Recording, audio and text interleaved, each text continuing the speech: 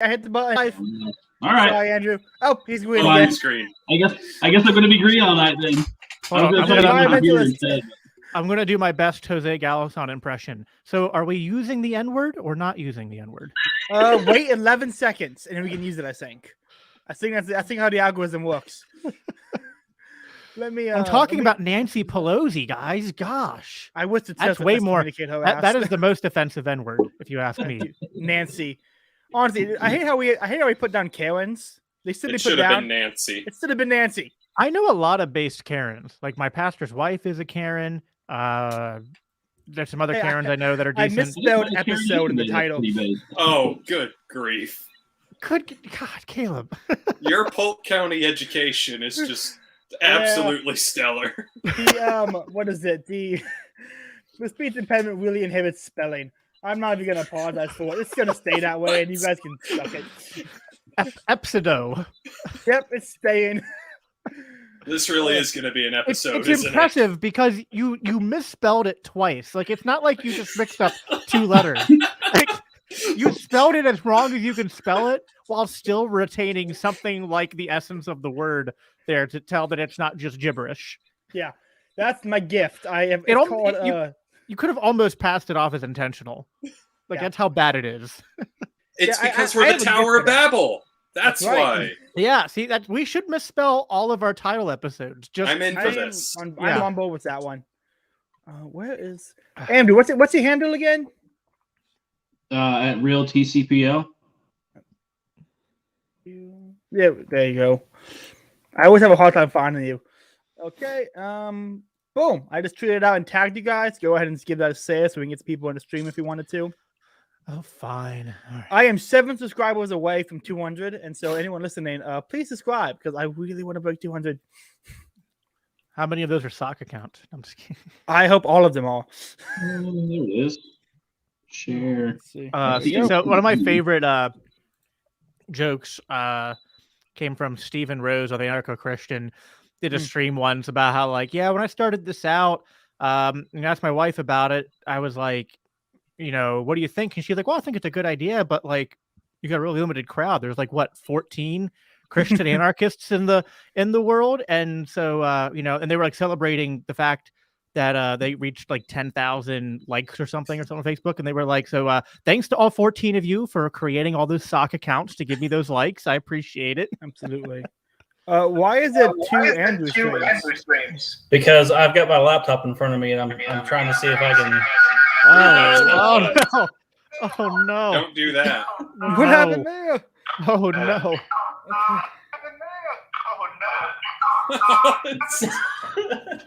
What have you done? Okay, I think we're good. All right, how's that? Please mute that. What have I done? All right. Someone has our audio playing back. Yeah, I'm finding it. I'm finding it. Is it mine? It's not mine. Who's got it? Definitely not mine. Caleb? It's not me, but it also stopped. I got taken care of now. Okay. Good. Sorry to ruin the stream, Caleb. My bad. All good. Hey, it's gonna be moving tonight. I haven't had my autism triggered this much since the last time I talked to Jared. Yeah, I love that guy. I do too. He just keeps on blocking me because he's a bitch. Everyone I end up becoming friends with blocks Jacob on Twitter. I'm gonna get on that. Yeah, I'm gonna befriend Dave Smith and Tom Woods and tell him, listen, this guy's a cuck. you just gotta cut ties. And it's just here's what pisses me off. The first time I was just kind of because this is my sense of humor, I just kept every time I see Jared, I would just say, unblock me, you coward. And it was a running joke because I didn't care. But then he went through the effort to unblock me. And then we actually were having good conversations on Twitter. I was sharing his tweets. He was liking and sharing some of my tweets. And then a week and a half ago, suddenly I'm blocked again. And then Mac blocks me. I'm just why? Now you guys are just a freaking cock tease. You're too MC, bro. You're too MC. But you're too main character for them. I think I'm more paleo than Josh Smith, and they're okay with Josh Smith. So yeah, but Josh Smith has more influence. All comes down to freaking wealth, power, and influence, doesn't it? That's right. I feel like if Jacob keeps doing what he's doing, he's gonna have the same kind of following that Josh Smith does. Oh yeah, no doubt. He's the Christian version of Dave Smith. Yeah. This isn't funny. I'm supposed to be getting Dave Smith on the podcast sometime soon. We're still trying to coordinate our schedules, but that's gonna be a blast. Yeah, Dave's part of what got me into the libertarianism. Like I came. I mean, I've been all over the place. I was raised like constitutional conservative Republican household, but I rebelled hard against that and full blown leftist. I mean, you all like you talk about how like Jared's blocking me right now. Like, well, I deserve that in like just karma for how bad of a leftist I used to be. I mean, I was like full blown calling everyone a racist, Bernie Sanders socialist, anti-capitalist. Black Lives Matter, like all of it. I mean, the only thing here's the only thing I've never given up on. I've always been pro-life. I've never been okay with abortion. So that is stuck. You're better than some Catholics. Yeah. Catholics. Catholics. Like the current president. Yeah. Well, Catholics. Catholic history of pro-life is interesting because like they were very when abortion was first normalized, Protestants were on board with it, and it was really just Catholics that started the pro-life movement. Yeah. And until the 60s, Protestants were on board with the the contraception views of the church. But they also dropped it in the 60s on the sexual revolution. See, that's the part I don't get about you Catholics is why you're against contraception. Natural law. We have natural law. Condoms are murder. No, we don't think it's murder. We think okay, it's just against the typical natural order. Murder. It's mass murder, Jacob. Get it right. Yeah, it's antithetical to the natural order, and it's a violation of the covenant. So are antibiotics. Yes. Yeah, I'm sorry. So what you're saying is Catholics are unironically anarcho-primitivists. Look, dude, we're trying our best to outbreed you Protestants. And that's the best part about it. When you go so far tradcon that you just become an anarcho-primitivist, you might have taken a wrong turn. No, that's the best part about Catholics. If the tradcons were anti-enlightenment, we'd all be best friends. Like, I would love them all. But they're so tied up in American exceptionalism that they won't see past their own ass. Speaking of which, I see that the other Caleb was wearing a really freaking gay wife beater. I also had a wife beater. I can't pull them off. First, we need to get you a wife. Yeah. Oh shit! I don't. Again. I need to figure out why I'm getting ghosted. I figured this was okay because the flags at the top are all upside down. That's fine. But that makes it legit, I guess. Dude, I saw a guy. I was at work the other day, and this fucker had a Trump flag above the American flag, and the American flag was upside down. And I'm just like, this is my dude. I want to befriend him. These are my people. I love how triggered all the boomer cons and trad cons get about the American flag, and like how and they were sharing all like that flag etiquette stuff while they're breaking all the flag etiquette with all their like the way that they have American flags on like t-shirts and hats and shoes. But the whole American flag etiquette when it comes to clothing is so weird because there's some contesting whether or not it's referring to American flag. This shirt is illegal. Material. And it's like, I don't know which one it is. Like, you shouldn't cut up an American flag and put it on your shirt, but also have an American flag in your shirt. Well, there are pastors that have American flags in the military, and so it's. This is actually in Boy Scouts. We argue this every week because I wear an American flag hat deliberately, and we'd argue this every week in Boy Scouts. I miss Boy Scouts. Now there's the Scouts because they let women in. Yeah, that's what the Lutherans did too. Look how it turned out for them. Lutherans. I had Mac on the stream the other day, and she's Lutheran. And he went to the stream and was just like, listen, the ECLA people do not represent us.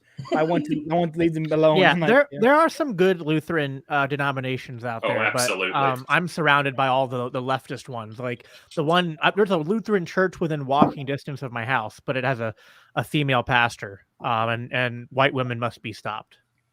Absolutely. We'll stop on white women too. You would never have a white woman on the show. That's a given. Unless it's Daisy. Daisy Arnold gets a pass. Matt can come on because she's black. Yeah. My favorite joke ever is like every time there's a redhead in media gets replaced with a black actress, is that the guy doing the casting is dyslexic and he keeps hiring Zenzos. which is I love that joke so much. It's so dope. Oh gosh. It's so bad, but I fucking love it. It's so funny. Oh god. So you guys follow the what's it? Not I can't pronounce her name. Ghislaine Maxwell case. Have you guys been following that at I all? wish that's why I was on live TV. Ghislaine Maxwell. Yeah. I just know it starts tomorrow, Tuesday. God, I hope it's televised. It's It not. won't No, be. it's not going to We be, all which want is to know that. BS because like they just televised the not. Kyle Rittenhouse one, but this one we're only going to get the freaking like oil portraits for, which is, I mean, I don't understand how you can still be asleep in America anymore. Like the fact that a self-defense case became so trivialized and you know, but and televised, but something about like an actual pedophile sex island ring. And this lady's basically supposedly like, and very likely like was like his number 2 person in orchestrating all that. And that's It's kind such of a like crazy story. Wasn't It's she like- like his girlfriend or something? Yeah. yeah. Wife or So, something. So, but like Um, but it's like that's an afterthought. Yeah. It's ridiculous. I mean, the media. I mean, this is the one thing Trump was good on, right? Like the media really is the enemy of the people. mhm. And if you're still getting like, and even to be fair, like even a lot of my leftist friends have at least conceded that point. Like my sister is a huge leftist, but she's mine at too. least admitted that the mainstream media is an absolute joke, Yeah. and not to be trusted. What was it's like most conspiracy we start small and ramp up bigger and bigger and bigger. This one starts a pedophile sex island. Right, It yeah. starts there. The sky's the limit, baby. Epstein's not really dead. Dude, after that happened, I started to look at Alex Jones differently. Like I used to look at Yeah. Alex Jones and be like, complete idiot with a couple good things to say, and now I'm just Nah. like, He's right. you know what? Tell me again about the interdimensional aliens, because I don't know. I mean, that's about the only thing I'm not sold on anymore. I fully buy into interdimensional sex demons. I fully buy into him on that one. Well, I mean, they're just Like- demons. You Yeah, know what I mean? that's just a demon. Yeah. Honestly, when I look at all the politicians, and I'm like, you know what? Maybe lizard people are real. That's the only thing that makes sense. Zuckerberg breathes at the left side of his cheek. What the fuck is that all about? He breathes in his Demons. neck bows. He's a fucking lizard person.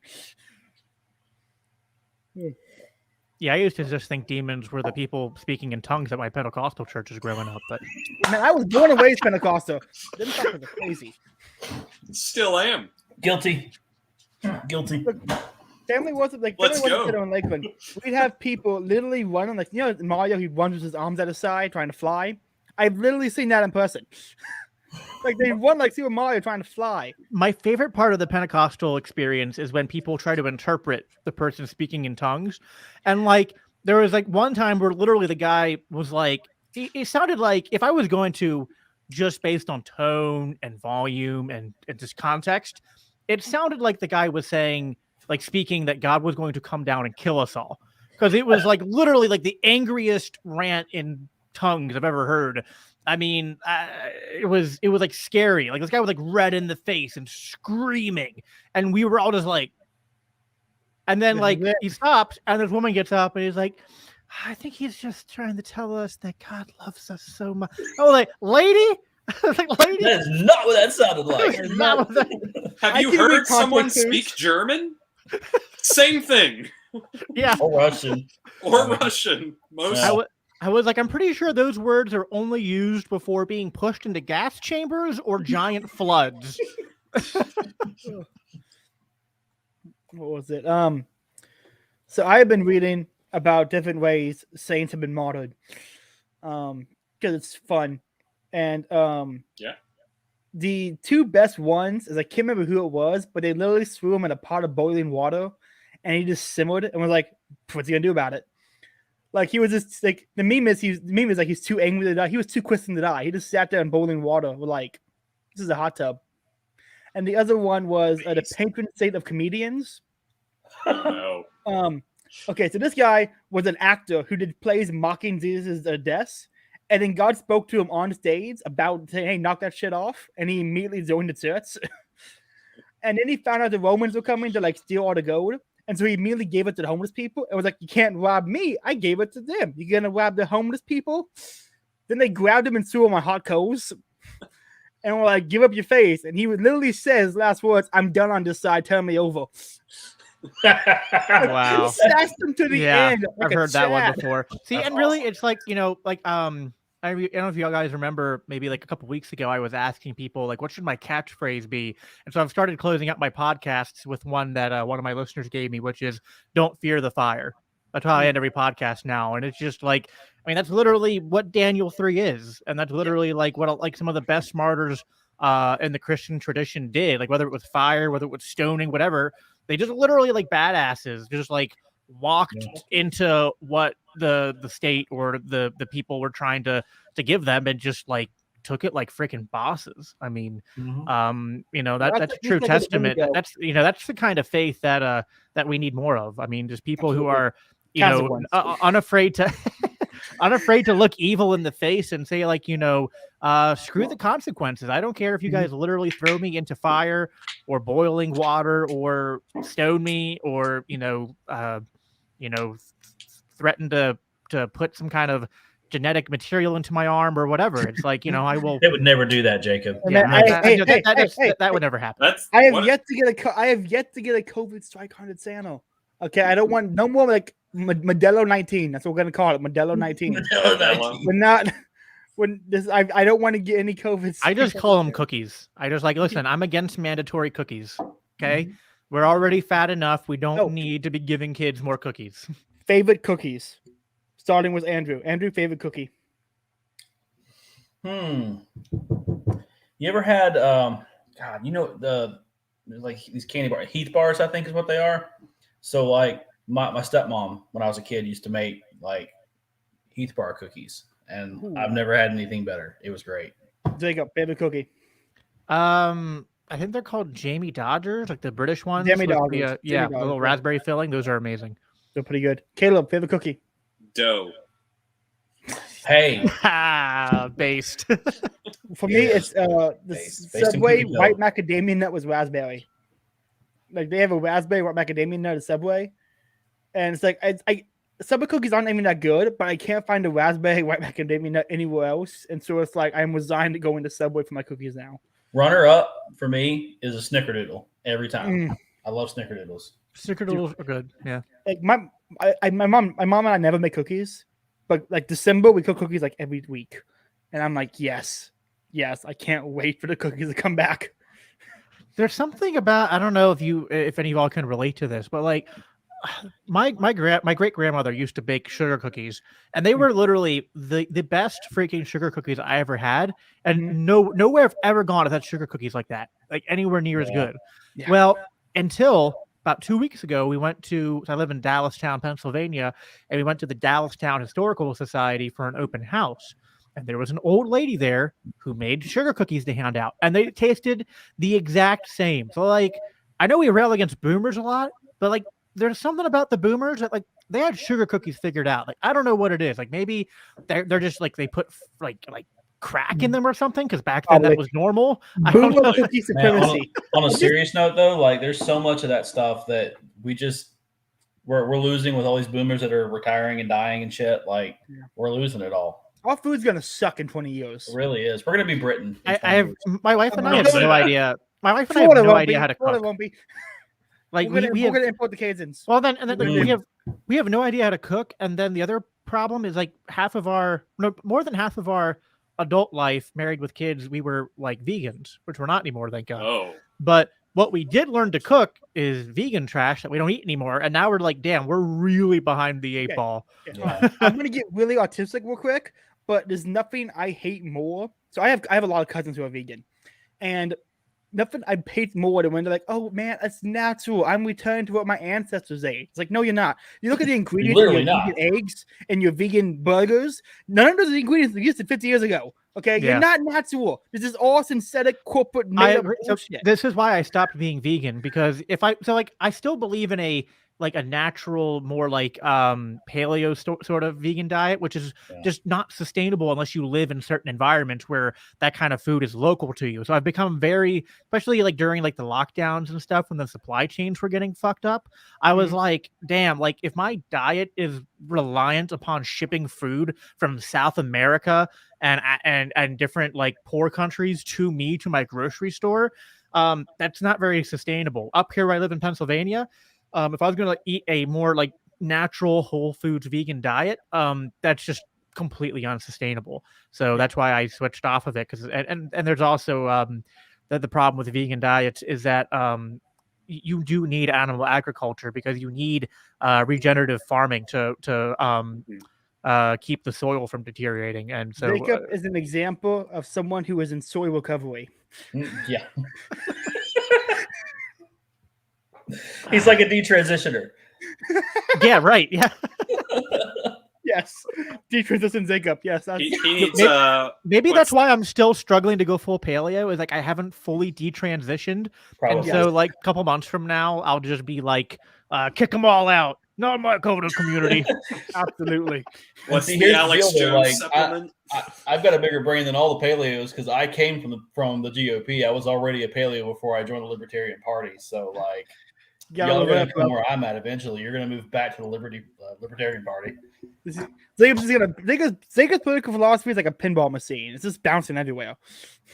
I literally have been everywhere, and it's actually hard to not like I have cognitive dissonance that I have to deal with on a daily basis, and the way I deal with that is through prayer and just like constant. Like one of the reasons I got into podcasting was because I work things out and I work out my cognitive dissonance through conversation. Yeah. And so it's like I kind of need that constant positive reinforcement, because otherwise, like, I mean, when you spent so much of your life believing things that are completely opposite to what you believe now, it's hard to, like, you know, what did Jesus say? Be hot or cold and don't be lukewarm. That is very hard for me to do, actually, because I've been in so many different places. It's hard for me to like, because I kind of feel like, oh, who am I to go up and say you're wrong? Because I've flip-flopped so many times. This is actually why I endorse echo chambers. And let me explain why.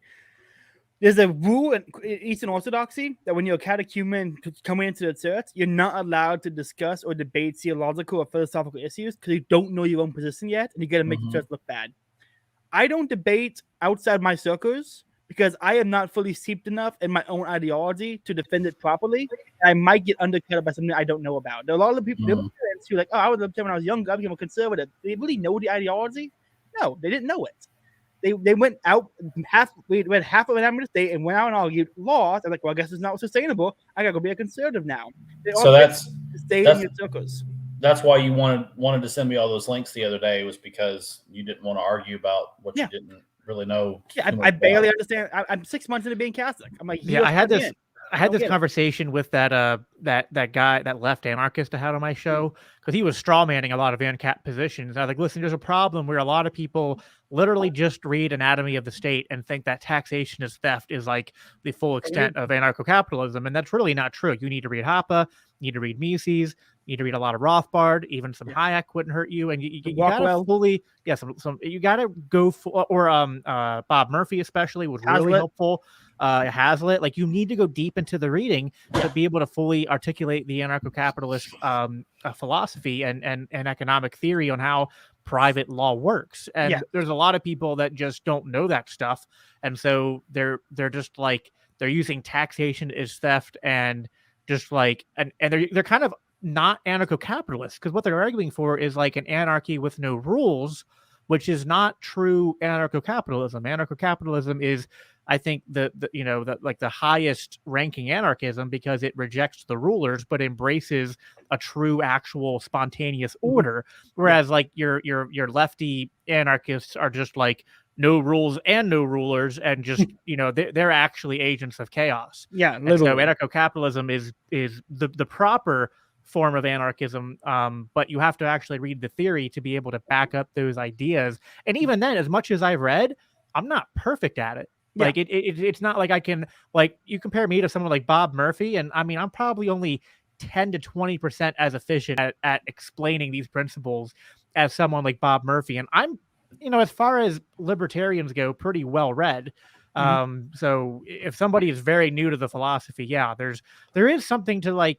I'm against echo chambers, but you do like. I'm not saying that the solution is the total opposite. Like you do need to have a lot of people who are like-minded with you and have a really good support system, or have been followed along in the ideology. Like you need to have someone who's like a mentor and someone that knows more than you that you can check in with, and accountability. This is why so many people attack Ace and stuff, because they know what they know. They know what they believe is right, but they can't articulate and argue well enough, so they attack someone who can like Ace. Yeah.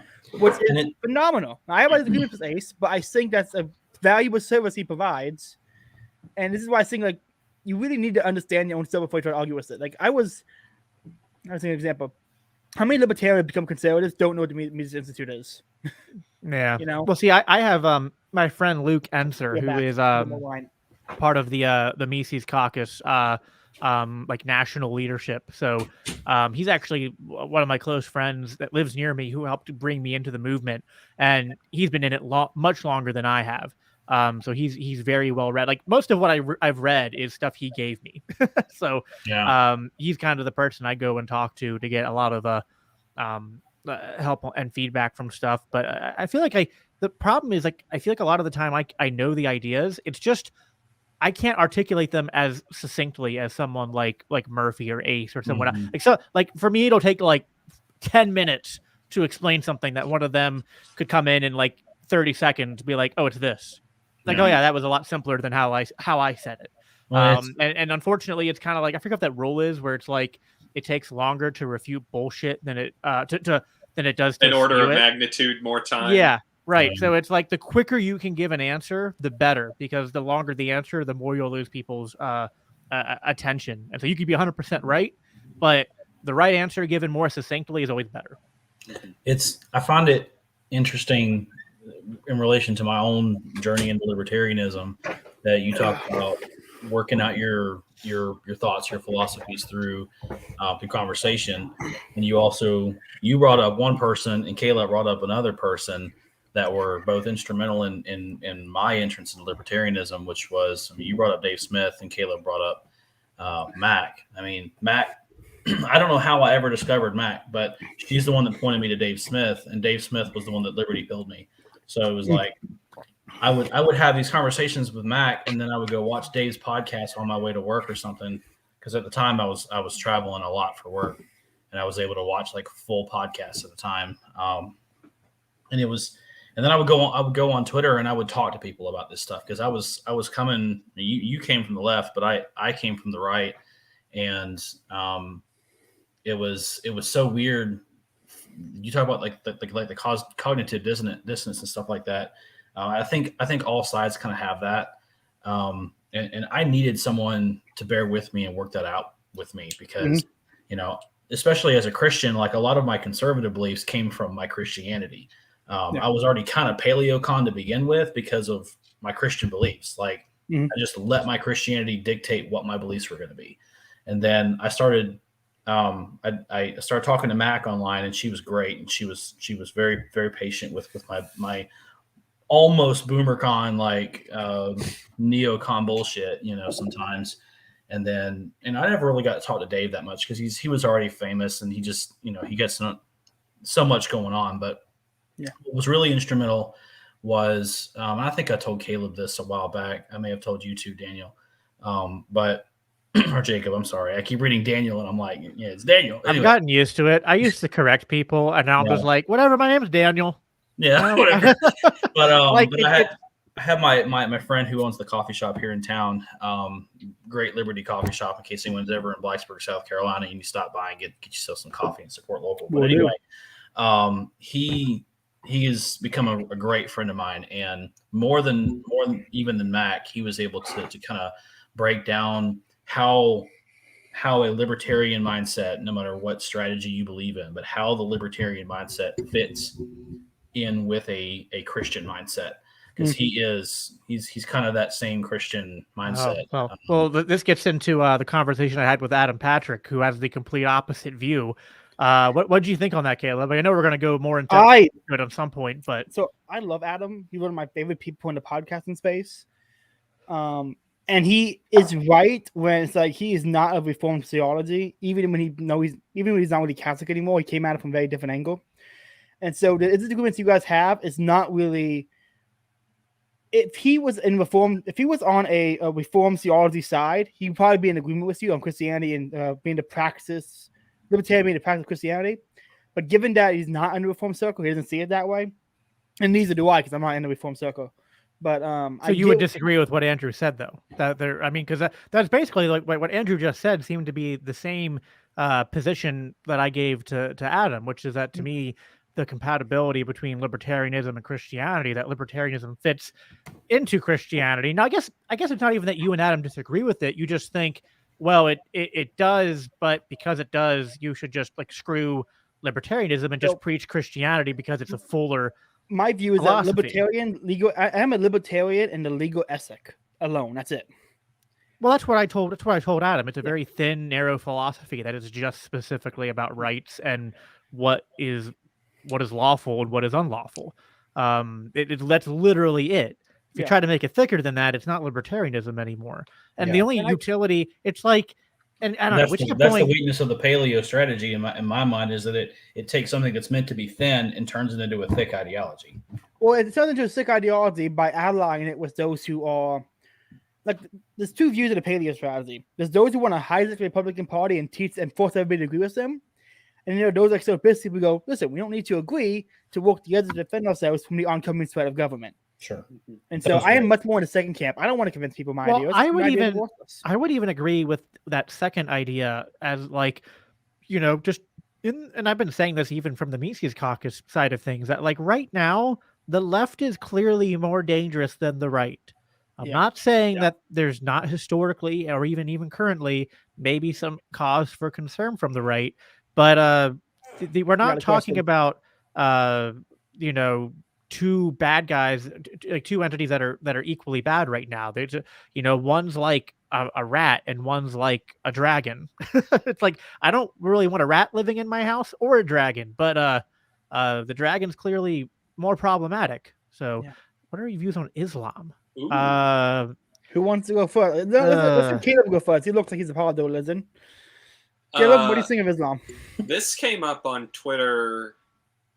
I forget. I think, it was a libertarian who quote tweeted a question about that. How the right 10 years ago, Islam was the threat that the right was concerned about.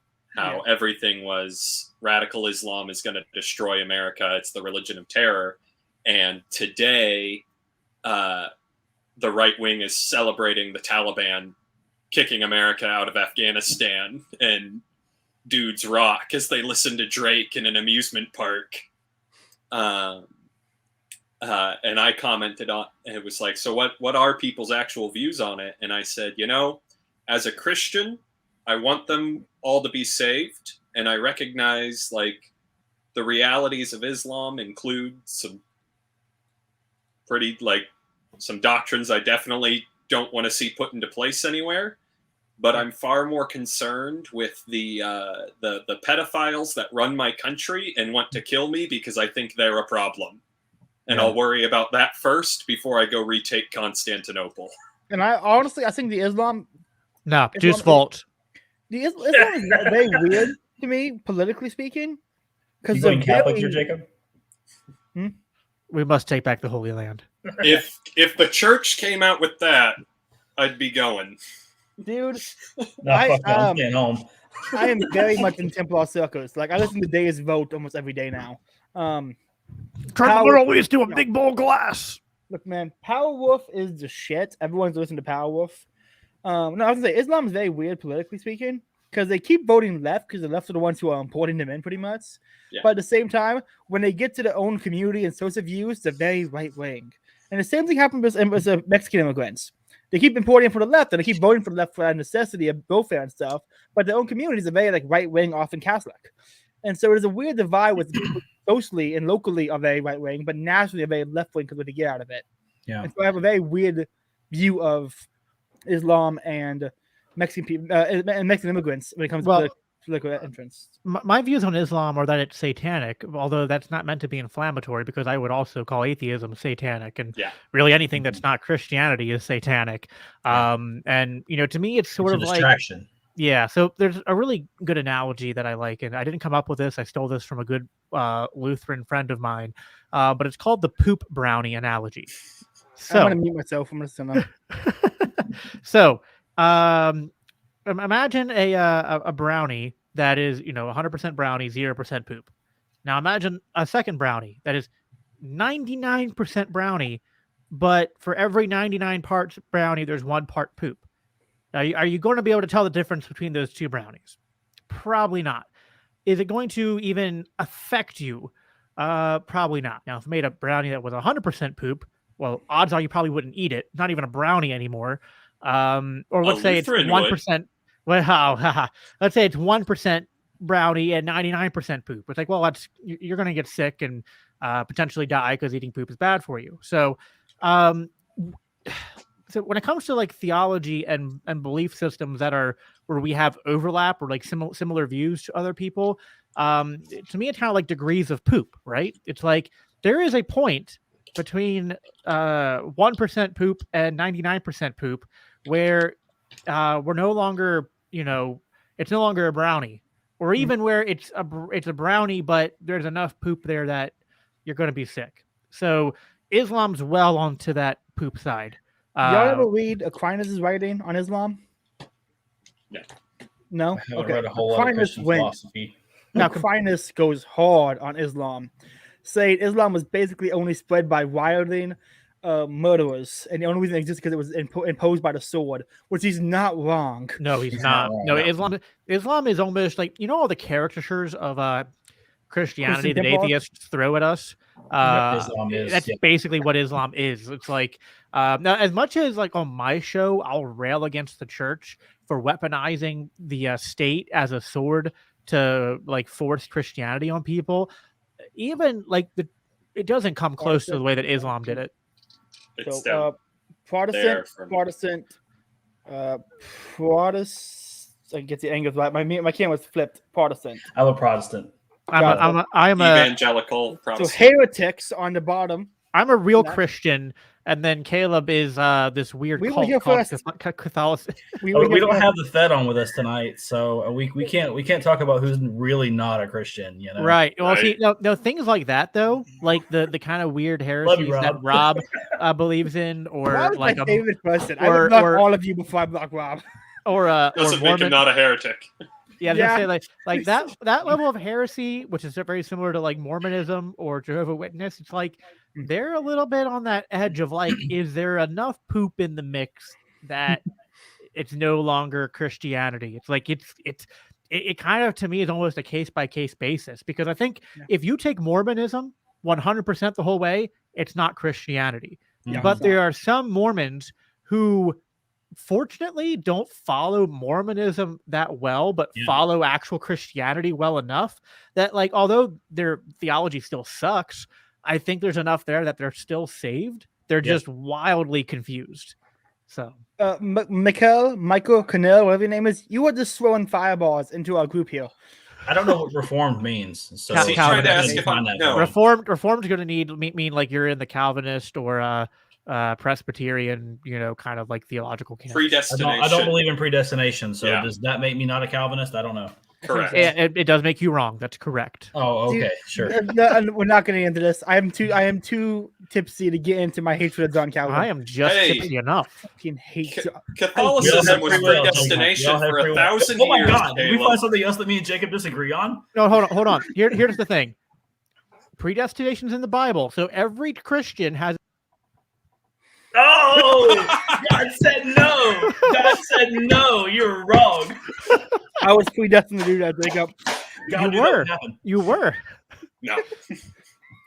But yeah. So every Christian theology has a doctrinal stance on predestination.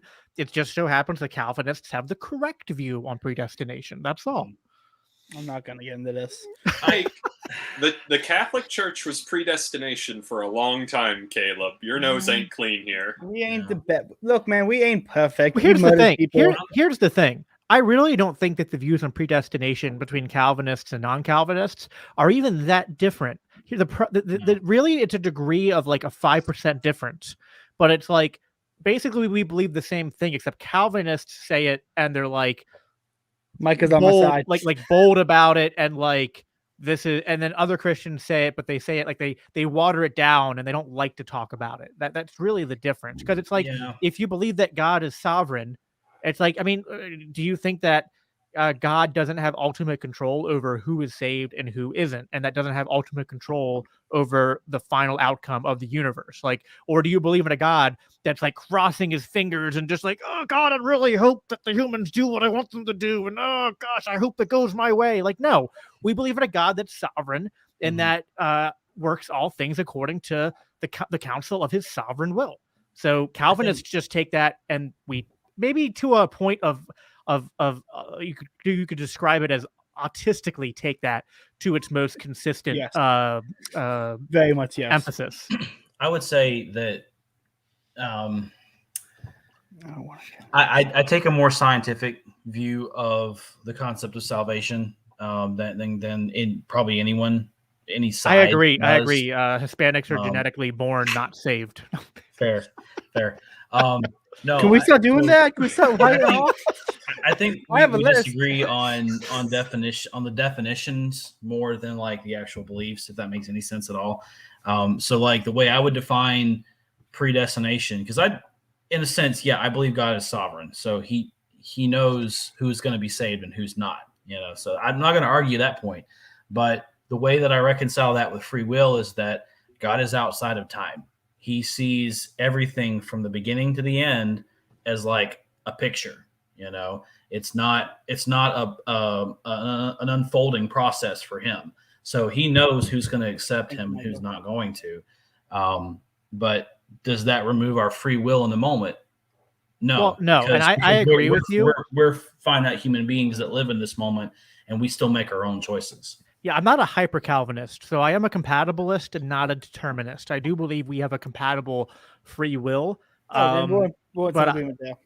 So before I was Catholic, I was an open God theist. I didn't think God. I'm not that anymore, but I was before I was. And I was only that for philosophical reasons. I had no theological backing, but I was back when I didn't. My Protestant days were not biblical; they were pure philosophy. Which is my own stupid fault. I didn't care. But yeah, back then I was an open theist. I had a lot of weird views. Like I was like a mismatch. I was like Rob, but not as bad. See, I really like Molinism, because I think Molinism actually perfectly. All I knew was Moloch, and I was like, okay, that's a weird twist. No, Jacob's wants to be Moloch over here. Molinism. He really was a leftist. Molinism is something we should look into. Maybe do a podcast on sometime. Because it's more complicated than a lot of people think it is. But I think and it's one of those things that's like, it's a little bit. Some people call it heterodox because it's not found in the Bible, and I guess but I don't know. Like, there's a lot of terms and theological theories we come up with that maybe the Bible doesn't like explicitly. Yeah, it is William Lane Craig's favorite word. You're right. William Lane Craig is my favorite Protestant. Sorry, Jacob. Sorry, Caleb. Sorry, Andrew. Well, but William Lane Craig, recently with his book on the atonement, he really went hard back into Catholicism, and a lot of the historical Christians that he quotes from in that book are Catholic church fathers. So I think William. That's cool. Yeah, but I think William Lane Craig is a fair Protestant. He doesn't Catholic hate or anything like that. He's one of my favorite Protestants. Y'all we have a half. Got a white woman alert. Hi. Hello. What's up? I just want to broke the rule, Andrew. Goodbye. You broke the one rule. Sure. Okay. A second she brought me epsidoe, pizza. and you broke the rule. Okay. I broke the rule. Hey, no, she's allowed. Caleb told me. She gets a pass. She gets a pass. I No think step that's on it. Sneck, I'm not gonna guys. grant any more passes. Yeah. Who are No you to tell me what to stuff do? Yeah, I'm not. I am the king of this podcast. I'm declaring. Oh, that. you are. This is a monarchy right here. Long live the king! Long my live covenant the to king! And I think Uh, 21 years is a I'm pretty not gonna long put it life. up there, Micah. Micah, I'm not gonna put it up there. I'm not putting that comment up there. We're not getting to that one. Oh, let's get to it. See, What I was see his it? face. But I want to see it now. Now you're I have a making me phone. minimize the window and Yeah, I'm gonna. Okay, I can. Cool, I can mute people from here. I'm gonna have to mute. See, I didn't have that ability during my debate I hosted. I couldn't mute people. your first I would mistake. literally this would happen. Okay, I will move someone from the stream, and he somehow find a way to put himself back into the stream. Like, so it was Alt getting out of accounts, that's hand. what it is. So I tried to move someone. He just popped back in. I'm just like, I literally sat there and I just texted in the comment section, ignored it all. And a guy commented saying, "Man, this moderator's ass. He's not saying anything." I'm like, they could mute themselves. I have no power. I hate it here. Hey, listen, now say what you want about James White and the Reformed Christians as far as theological differences. James White and Jeff Durbin and a lot of the Reformed Church, they were some of the few churches out there in America that were actually based when it came to defying the I will say, lockdowns and John defying the MacArthur, mandates. who I hate, John MacArthur, not a fan, based on lockdowns, I will say. Yeah. And because of Vatican II, it starts trying to appease the left, and it's just being turned to shit. And when you always turn through to this, I am a tradcon, sadly. I hate the fact that I am a tradcon, but We need to get a DeLorean and go back and stop Vatican II. dude, they would. This man, I need to find a way. We to would fix go it. back a lot farther if we had a DeLorean to put some Look, man, stuff I'm- to some yeah. I'm things. killing if I go back in time, I'm killing Willem of Ockham. I'm killing him. Woodrow Wilson's at the top of my list, but Vatican II is probably a What, second. Lincoln? Oh, what's his name? Oh, like Starts with an S. Greek philosopher in the 500 BC who invented democracy. oh, Yes. suck. He's the one to go. Gonna kidnap Socrates along the way. I'm like, we're gonna fix this shit, Socrates. Don't worry, homie. Look, Socrates was my first red pill on democracy, and from there, I still love Socrates. He's my favorite philosopher. Socrates is the best. Just have anyone here besides Caleb, the Caleb's read a symposium?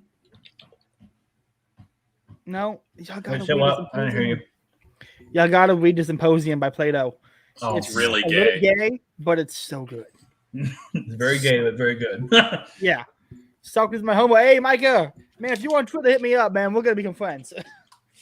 Yeah, I haven't Solon, read a lot of. That's I the haven't. guy's name. I haven't read a lot of the classic philosophers. I mean, I've read some Aristotle, maybe just a little bit of Socrates, but really not like whole books or anything substantial there. Yeah, Greek philosophy is my favorite thing to read and study. Like before I was anything political, like I was always political before I like narrowed down my ideas. I was just a Greek philosopher. Now, they Greek have the best quote. I love them. Greek mythology is my jam. I mean, I could. Did you read Percy Jackson as a kid? Yeah. I mean, it was okay. I mean, I love Percy Jackson. I was a Yeah, huge it's fan. good. But I mean, I took a mythology class in high school. I mean, I fell in love with the Iliad and the Odyssey, and So how true I do you mean, think think it is? well, I mean, I don't think those stories are real. What? Oh man. Like, What do you think Nephilim were? I need a guest for when I do the Iliad. Oh, dude, I'm there. I'm so there. Great. so We're gonna there. do I a two-part stream. We're doing the Iliad, then we're doing the Odyssey. Yes, yes. I mean, that's just like outside of the Bible, because I think the Bible has some of the is like I like how Jordan Peterson puts it, like the Bible is where like the narrative world and the physical world Yes. meet and touch, and obviously we as Christians believe there's metaphysical implications behind that. But the religion with the mythology that like is a pretty it's a big gap. There's the Bible, and there's a big drop, but second place is Greek mythology. I mean, there's a lot of literary wisdom and lessons that you can get from those stories. And I especially appreciate from a libertarian perspective. I really appreciate how messed up their gods were. because it's kind of like a hey, our gods are really fucked up and don't know what the hell they're doing. So It's because they like were if half even- demon. right, like so even if the gods can't get it sorted out, like maybe you should be really critical of. And there's something about like the Greek city-state Thank you, honey. system that I think is like I haven't done a deep dive into the history of Greece yet, but I feel like the way we're taught that history in school makes it they may describe it as I think worse than what it probably actually is, because they always act like they were always at war with Dude, each other Caleb and it was always has a history chaotic. degree here. You should have him on. What do you want to talk about? He has a history degree from the best Okay. school in the county. Like ancient world history. My bachelor's is history. I focused on medieval.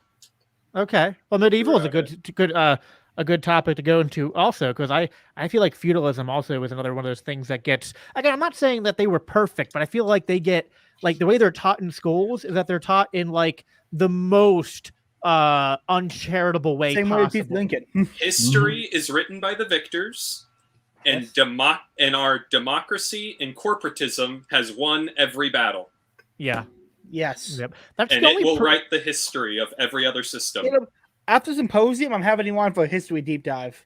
Okay. I gotta have you on. I gotta have you on more. No, we're gonna start doing in-person podcasts. I'm gonna get a second mic. We're gonna set up a little studio. We're gonna start doing in-person podcasts. But Sounds- I think, imagine Hmm. if you had a feudal system, but you had the technology that we have today, and I mean- the population was armed. Like, I feel like that would I don't just think that would naturally work, actually. evolve into anarcho-capitalism. That's literally my politics. Yeah, like that's like people. Oh. What's funny that leftists throw that at us like it's some kind of diss, and I'm like, well, no, like actually, better. if you take feudalism, add 21st century technology and Incorporate gun this to us. gun ownership, it would actually pretty much just naturally evolve into anarcho-capitalism. So, Good. in Germany during so you know how in America we have this idea of the company towns, and it's like, oh, that's what feudalism Right, would be yeah. like. I love this guy. He's my new best friend. Oh, he's excellent. Whoever this person is, find me on Twitter. Micah, I'm going to go Cool. follow you on Twitter. Put your handle in the Put your comments. handle in there. Yeah. You will become my favorite person. Listen, I Yeah. mean, the Enlightenment was a mistake. If that doesn't make me a based enough paleo, I don't know what else I can say. I mean, do I have to say that I hate black people? Is that what's So missing here? communicating Luther was the only All of a sudden, mistake of the this has got Reformation. No monetization whatsoever. So company towns get a horrible rap because in America there were very corrupt ones that existed. In Germany, there were also company towns led mostly by the Krupp steel family. If you don't know anything about Krupp, really old. During the Black Death, they bought all of the real estate as all the rich people were leaving the cities, and then this guy owned like multiple cities, and then when the Black Death ended, the rich people came back, and he sold them their houses back at an incredible markup, and that's how this family got started. It's like old money family, 600 years old. In the 1800s, they started milling steel, making weapons for Germany, and they had company towns called the Krupp towns, and they were incredibly successful, and like they were the best place to live in Germany during the interwar period. They had their own monetary system that didn't have the hyperinflation that the Weimar Republic had, and everyone wanted to live there. Also, the leader of the family at that time is the only person to be exonerated from war crimes after both world wars. I'm having you on to do a deep dive on that. No, I'm gonna have him on first. Okay. He's We'll I get don't- into a bidding. We'll get into a bidding war. So feudalism, even like market feudalism, even with 20th century or 19th century technology, worked very, very well in different places around the world. Has anyone here listened to Contra Gentiles yet? No. Okay. So it's a podcast put on by these two guys in Alaska. One of them is, maybe you know him, Grant from Twitter. Based Grant. Used to be called Based Sodomite. No? Okay. He's great because he's not gay, because you cannot define someone based on possible future actions. He is a sodomite, his own words. And he's not Catholic, but he thinks he's right about everything. and him and his co-host Jeremy, who was a philosophy professor, just do the most artistic conversation about everything, but they frame all of it through Aristotelian and Thomistic metaphysics and logic. And so they say something that's like really controversial, like they went through the metaphysics of gay sex in one episode, and they went through the theological, the logical reason by what makes someone an entitled driver, is it driving slow or driving fast, and they're both neo-feudalists. And so they do really great book reads. It's a great podcast. I've been going on a kick on it lately because everything they say is so like, I really like a nerdgasm when it comes to like hearing a very logical Aristotelian argument from point A to point B, you know, and they just lay it out so clearly. You're like, oh yes, that is good shit. It's a great podcast. You have to definitely listen to it. A little too conservative. They love Michael Knowles, but they're not like him for the scholastic side, unless it's his actual political side. I like to comment that I started out this stream on the right and now I'm on the left, and I just feel like that's a personal attack. It is. That was divine intervention when you tried to say something was about predestined. Calvinism. No. Yeah, he put it in the saying. Make sure you give him a follow, because this guy's. I gave him a follow. He's awesome. Want to do it right now. Killing it in the live stream. Yeah. So let's get into this. Let's get into the thing I want to talk to you about. Best Christian media of the past 100 years. That's like TV or movies. Best last 100 years? Let's do 70. Let's do 70 years. The Daily Wire. Fuck you. Fuck you. I'm going to contest that. I'm going to contest that too. I'm going to put forward that the Hanna-Barbera Stories from the Bible buddy. is the best Christian cartoon ever made. Yes. No, My man, Veggie Tales. Sorry. it's good, but Hanna-Barbera cartoons, man, Moses had a six-pack. The amount of blood when they killed Goliath, and the stories are solid. It's just a great. If that had gotten a second season, it would have. It still would be going like that. Yeah, but here's the problem. Here's the problem. Quantity is better than quality. Okay, Stalin. This is why Christianity is better than Judaism. We have more books than them, and that's why we win. Hold up. Is that Are you a right? Catholic? Does that mean I win with my extra 6 books? No, because I employ special. Coming out as Ethiopian, just so y'all know. But your books are like dumb names like Wisdom. That could be. Tobit's a great name. Baruch. I was like, what do we call this book? Hold We on, call hold it on. Wisdom. Hold on. Okay, I have a friend, not friend anymore, whose name is Baruch, and he always goes by Baruch. And his parents are like, it's Baruch. It's Baruch. Everyone calls him Baruch. His name is spelled Baruch, and that's how it's spelled in the Bible. And he refuses because he hates Catholicism to actually use the name the way it should, and it pisses me off. Where are you seeing that in the Bible? I'm not seeing that anywhere. I have 2.0. I have the DLC. Oh, so you admit you're paying more. Got it. Yes, I am definitely paying more. You need to highlight Micah's last comment, which is the first rule of the internet: take everything as an insult. That is how I live. 100% true. That's why I block so many people. Mm-hmm. Oh gosh, the Gnostics. Can we all agree on opposing the Gnostics, please? Yes. Screw them guys. Let's have I some. don't Have know some. what that is. Do what you want, Christians. You have to. The Gnostics are like. Jesus was a ghost when he came back Yeah. to life, and Oh. all Like- flesh is evil. It's like Yeah, I Christian wanna mysticism explain taken to like the worst say- possible heretical level. They say all flesh is evil, but then that's all they do is participate in fleshly activities, and it's like, Well, because it's evil no matter what they do with Yeah. their flesh. So might as well do the things that are actually evil.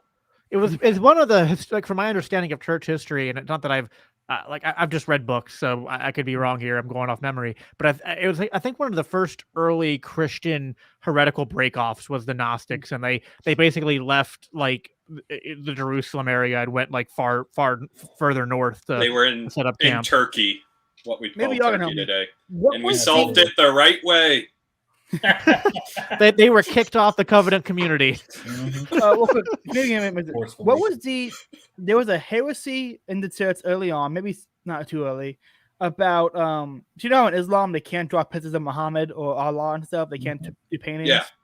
Yeah, we had that There fight in were some Christianity too. Christians There are Yep. some Christians who adopted that same view and tried to apply it to the Catholic Church and were against artwork and art in general. Was it Mac? Or any depiction of Jesus whatsoever. Was it McKeanism? Do anyone remember what heresy that was called?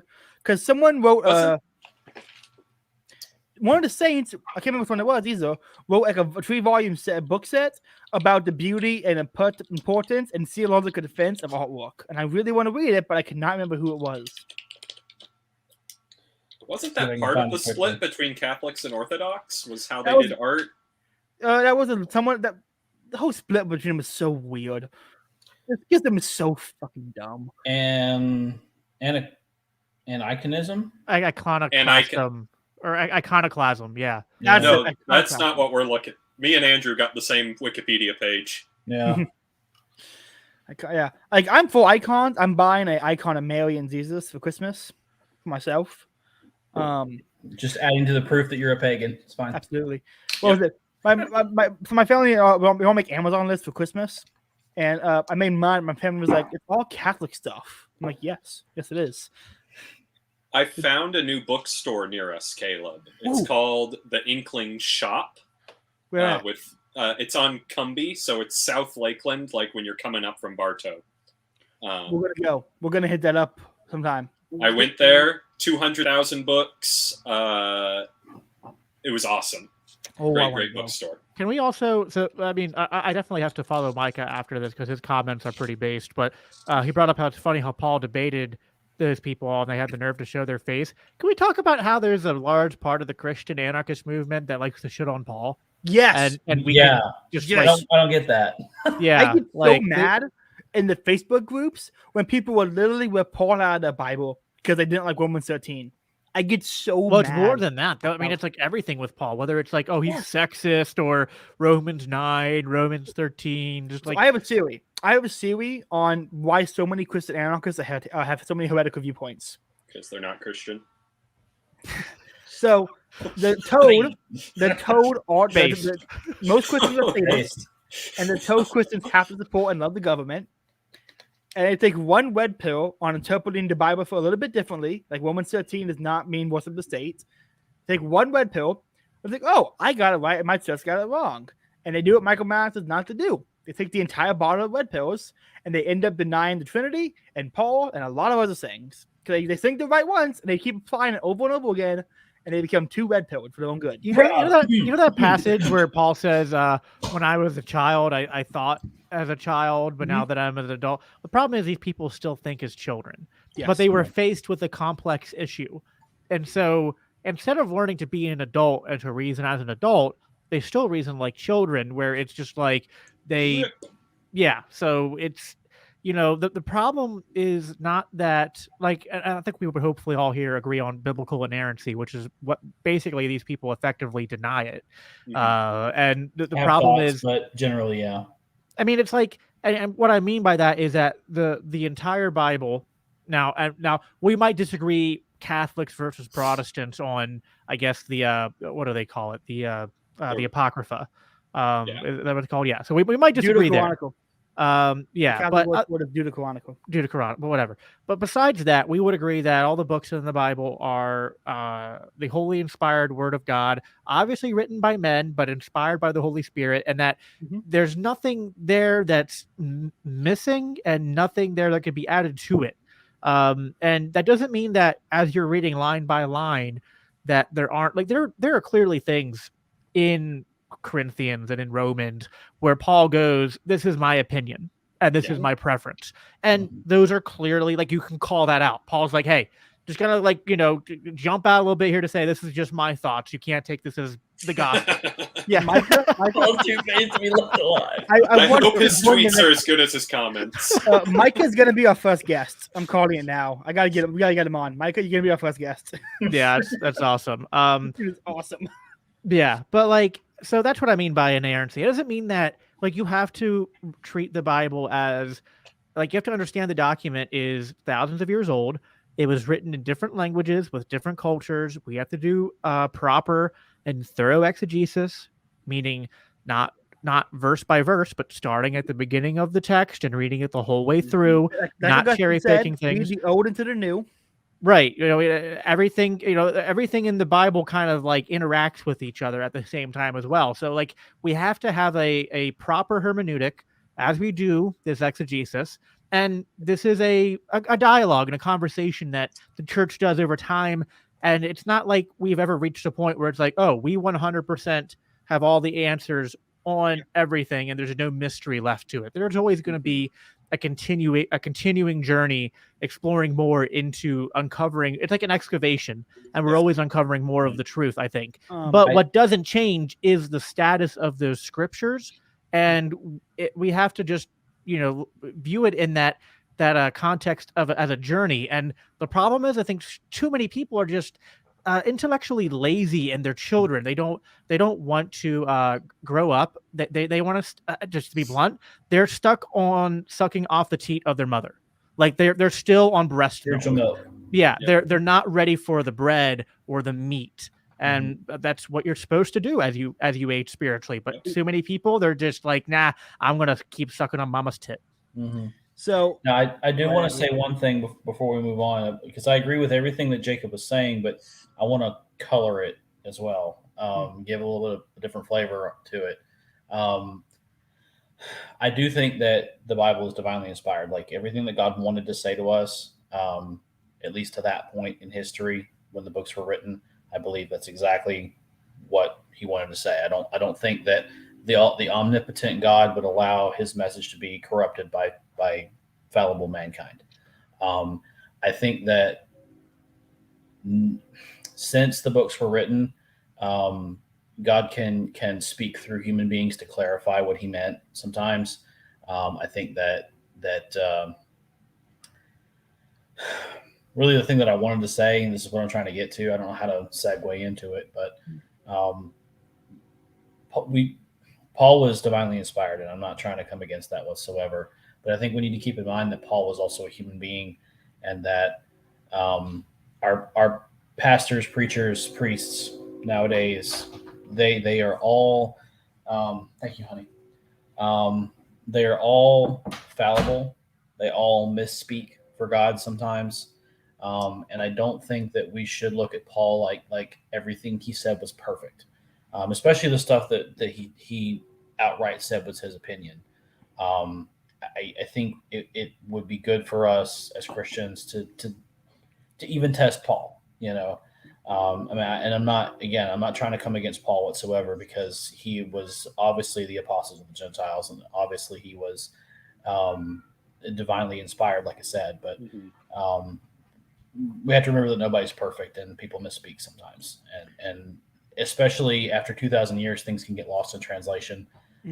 So we should just let all of that temper what we believe about the Bible. I don't think it's so much Paul misspoke. I just think that the problem is Paul wrote. I'm not claiming he did. I'm just, I think that problem. I mean, I think Paul misspoke in his life. To be frank, to clarify there. But I think that what's in the Bible isn't, except for the things that are clearly where he said, "This is my opinion." Maybe we can go, well, Paul's clearly putting his own conjecture here, and while we should maybe take that as like, okay, well, Paul was an apostle, so let's take his opinion for what it is, but also not like we can't mix that up with actually being God's word if it's clearly contextualized as opinion.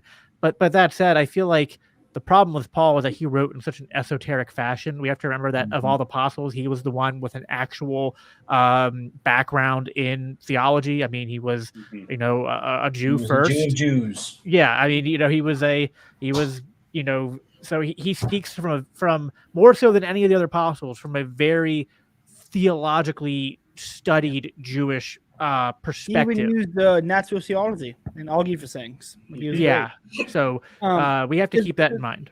There's definitely something to this whole problem. Like, so Paul said things that are personal opinion, that are framed as personal opinion, and this is a problem in Catholic circles a lot. Is that we believe the Pope is infallible when speaking on doctrinal issues under certain circumstances. He is not infallible on everything. And many Catholics don't know that detail, and they think when the Pope says something that is his own personal preference for something, that is new doctrine. And that's not how that works. And many Catholics see the Pope say, I like tea, and then they only drink tea. And there's a real problem in the Catholic circles when they don't properly. So many Catholics don't understand Catholic theology. and it's really annoying. No, here's one thing that people get mad at for Paul, but I think he's 100% right on, and maybe this might be a test to see if Andrew and I can find another disagreement. I do think that it's inappropriate for women to be pastors or priests. I don't think that is the role of a woman, and it's not because I think that women. It's not because women are inferior. It's because in the same way that I am not, it'd be improper for me to be a mother or a wife. You know what I mean? Like, it's a categorical error, and it's nothing about the value we have or our rights or how God views us. It's just that in the same ways that I am completely insufficient as a man to fill the role that a woman fills in various roles in her life as a mother, as a wife, a sister in Christ. She would be insufficient to fill the roles of like the pastor or in priesthood, which is controversial in the modern church because the church has been infiltrated by leftists. Yes. I would, just to respond to that, we don't disagree. Generally speaking, I would say that women have good things to say. 100%. They can teach us a lot, and they are led by the Holy Spirit a lot of the time. Well, and to be fair, I said, like, that's why I priests is what I said. Like, women can be teachers 100%. Well, and there are a lot of positions. I even think Rob's here. I actually even think that this is a bit controversial. This is a bit controversial. But I do think that it's technically allowable that women could be elders. Mm-hmm. There's really nothing in there that says they can't be. I just think that they can't be priests, and that's more just from Speaking of women. No. Well, what, Rob? Says real quick. Speaking of women, I have a friend who is very scriptural when it comes to homosexuals, but is off women and lesbian because lesbian is never used in the Bible. It never refers to women and women. Yeah, I've so heard he's that. very pro-lesbian but very anti-gay, and he's absolutely hilarious about it. Well, what about it? Just seems kind of inconsistent. Yeah, but there is a passage in the New Testament. There is a passage about where it says lesbian. that men and women left their natural relations with one another and lusted after the same sex. Yeah. Now, that the leftist, the progressive Christian argument to that is, oh, well, the issue is lust. I don't know. Not that it isn't lust, but there's more to it than that. Well, here's the thing. Here's where I know I've classically disagreed with some paleo-minded people, and I've had my disagreements with Andrew from Popular Liberty. Here's where he's based as fuck. He's 100% correct when he points out that bisexuality was the norm for centuries, really thousands of years. Dennis Prager is on that point. Right. Like that is 100% true. So the issue is that, if you look in the Bible, it was not very uncommon for people to have attraction to the same sex. So the issue is lust. The problem is it's just I don't know. Like I've tried, like, because I again, I have this is where I have cognitive dissonance because I come from the left, and so I used to make the the Bible is okay with gay marriage argument, which I kind of no longer agree with. But because I can still remember when I did, I get into a point in my head where I can be just in an argument with myself. Yeah, there's the fiance. She's showing up now. When I'm high, I'll literally like absurdo reduction every argument I have. Like, you get high, Caleb? You're not a Christian. All the time. Straight to hell. Also, let me respond to Rob here really quick. I do believe in equality in Christ, and that's biblical, 100%. Yeah. I mean, this is what Paul talks about in was it Corinthians, I think, where he says, like, there is no Greek nor Jew, no slave, no master, no male nor female. Like in Christ, those divisions cease to be meaningful. Of course, Rob's a heretic who believes that Jesus was just a man. So, I mean, sorry, Rob. I'm sorry, Rob. I love you. I believe in equality of value and not necessarily equality of capability. I think that men and women are different, but God values us all the same. equality of inherent worth and equality of rights. Yeah. But we're I think we're different.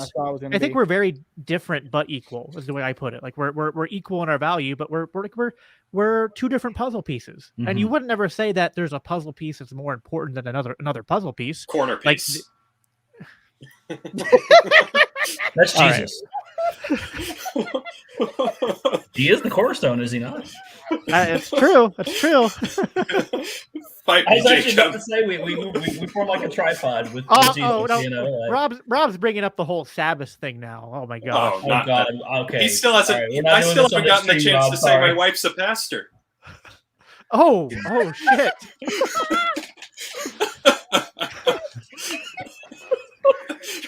I was waiting patiently for that.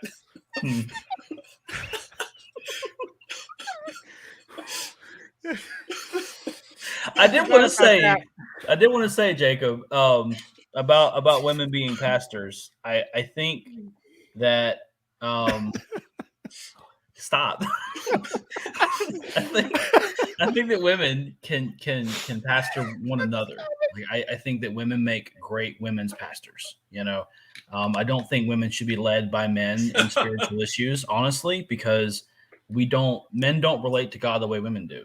We're Well, different. I think the problem is we're kind of viewing this through an Americanized lens, right? Yeah. Where like we have these churches with a master pastor who does everything, which is not how it was set up in the Bible. There was a team of elders, and a plurality of leadership. And so I do think women should be in church leadership. I just don't think they should be fulfilling the role of priests. See, I don't think none of your pastors would be pastors because they're not ordained by the church, but that's a different conversation. I know, yeah. The Catholic view on the Protestant churches is very. The Pope has to consent, or else It really you're not matters real a lot pastor. to me. Yeah. Yes. Wait, no, Caleb, I mean, I love Caleb, mine. were you serious about your wife being a pastor, or was that a Yes. shit? Okay. No, 100%. Jacob's over here like I thought an asshole. Fuck. No, I'm just like, listen. I don't think it's an issue of like salvation or like severe heresy. I do think it's wrong, but it's less wrong than other things that I would like. This is not a hill that I would die on, especially compared to a lot of other issues in the church that I think are a lot more problematic. Sandwich making ministry. Okay, Rob, fuck you, Rob. You gotta join a stream, or you get the heck out of here. Okay, you cannot troll us from the comments. This is a violation of the non-aggression principle. So, not to be on the podcast. Not only is my wife a pastor, I think women are better pastors than men. Ooh, I don't want to get into this. Oh, he dropped the bomb now. Come on, man. You guys. I think your point of men and women relate to God differently, very, very important. Men and women also relate to each other differently. You look at the instructions for how husband and wives are to treat each other. What is a husband supposed to do to his wife?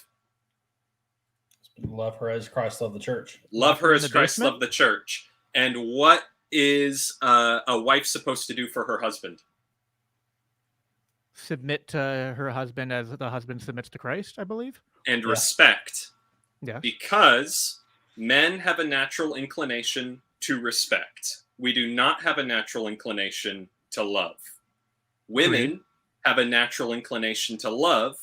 They do not have the natural inclination to respect, as the curse of the fall. You will try to rule over your husband, but he won't let you.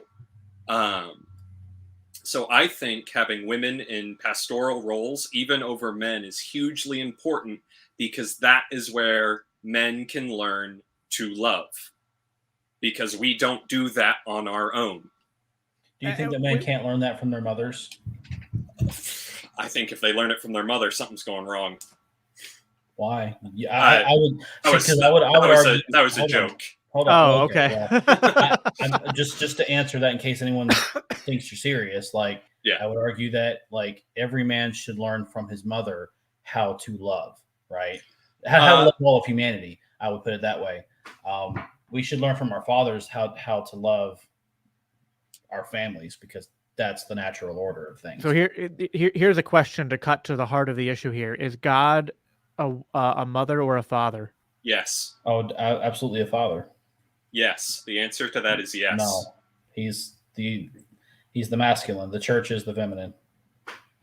Because Jesus God is the masculine. God the creator, the answer is yes. I'm so too out of it for this conversation. I think, I mean, part of this might be semantical, but I'm not saying that women aren't needed and don't adequately perform roles in church leadership in the elder position. But when we're talking about the priest, and I'm going to sound very Catholic here, but like the priest is sort of like kind of fulfilling the like a intercessory role in the same way that Jesus does, right? Like the priest is sort of like Jesus is the high priest. Right, exactly. And I think that because of that, because he is sort of in that very like it's unlike any other role within the church, right? This is a role where this person is literally acting in a role of spiritual authority from God, from Jesus, from the high priest. That I think that is part of why the position of priest needs to be a male. Now, this is one of the problems with Protestantism.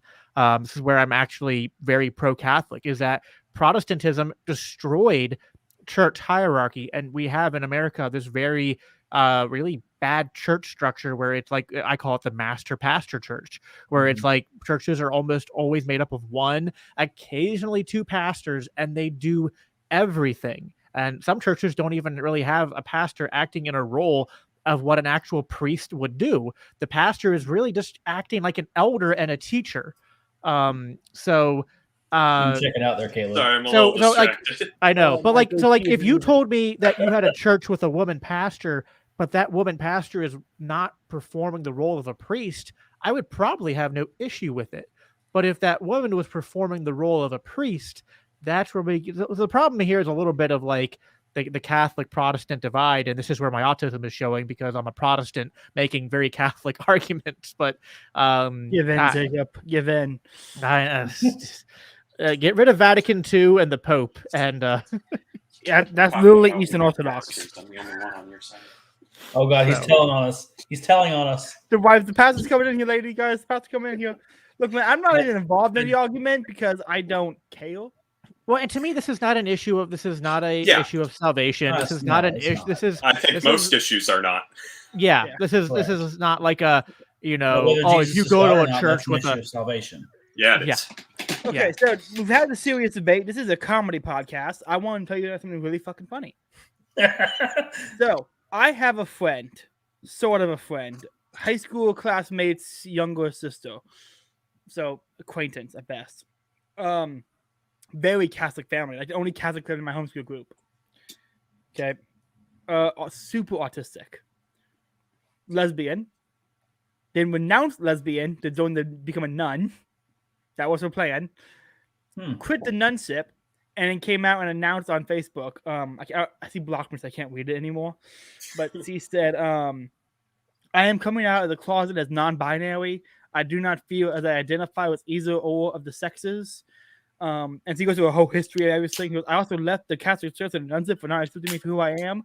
And to top it all off of this entire left-wing subversive basic autistic girl narrative, she goes, also, I don't want to talk about this if you're unvaccinated. And I'm just, as I finish hold on. All right, here's the perfect counter. I don't identify as unvaccinated. Right. In my heart of heart, from the day I was born, I just believed that I was already vaccinated and vaccinated by Jesus. Right. So who are you to deny my identity as a vaccinated individual? You're denying my individual personhood. So what I found so fun about it is like all of it was like it hit every marker of a left wing feminist post.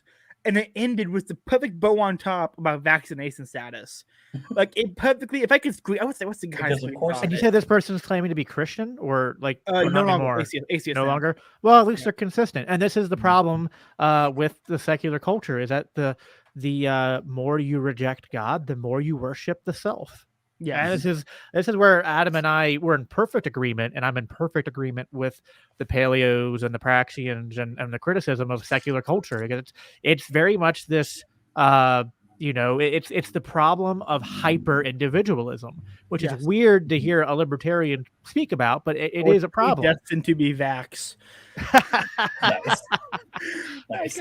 Nice. Dude, you are joining the next stream, Mike. Oh my God, he convinced me. I believe in predestination now. Haley, I agree on the multiple pastors thing. Well, I agree too, Haley, what and I the think comment is. if you look at the church structure laid out in Acts, I mean, there was a plurality of leadership. There was multiple pastors, multiple elders, but there's different roles. Like, there's people who are like, to me, a pastor is different than a priest. So Yes, you know what I agree mean. with that. So maybe the right thing to say is women can be pastors, but women shouldn't be priests. But the problem is most Protestant churches don't really have anyone acting as a priest. It's very much this hyper individual, like, oh, just repent privately to yourself, and that's not what the Bible really says. It says confess your sins to one another. Yeah. So there should be some kind of a system for accountability. But when it says one another, I also think that means I can confess my sins to Jacob. I don't have to go to a priest. Sorry, Caleb. Well, so I don't even think you have to, but I think there's a benefit to having someone in your church that has what I would call like a authoritative spiritual competence to help people through that process. So to me, it's not an issue of like, this is a doctrinal point of like extreme heresy, like you're committing a sin. It's more like we should try to do things in the way that God has laid out for us, because his ways are higher than our ways, and they work a lot better than what we come up with on our own. Yeah. Okay, so real quick, I want to give a topic. This is probably one of my more controversial opinions, but did y'all ever read Dennis Prager's article on marital rape? No. No. Because I've never read anything by Dennis Prager. So I haven't paid much attention to Dennis Prager in about 3 years. So I can't hear anything Prager says over Israel.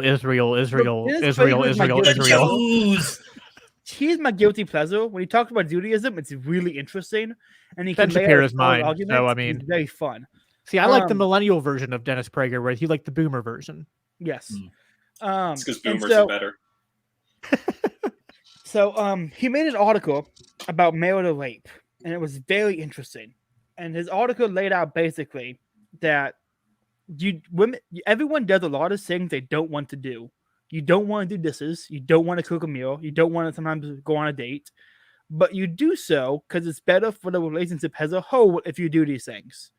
If you are a man, don't do ever dishes or ever clean out the house or ever do anything for your wife, you're not being a good husband. He said, why is the same principle not applied for the woman when the man wants sex and the woman does not want sex?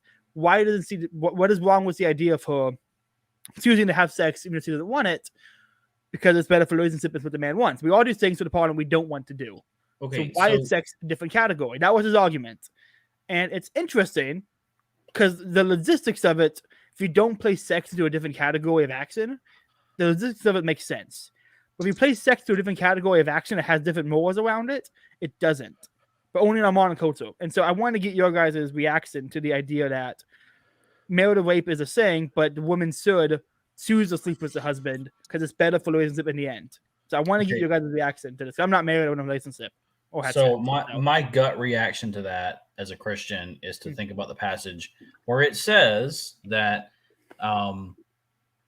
basically we give our bodies to one another. Like when Haley and I get married, like my body is hers and her body's mine, right? So there is some sort of like possession there.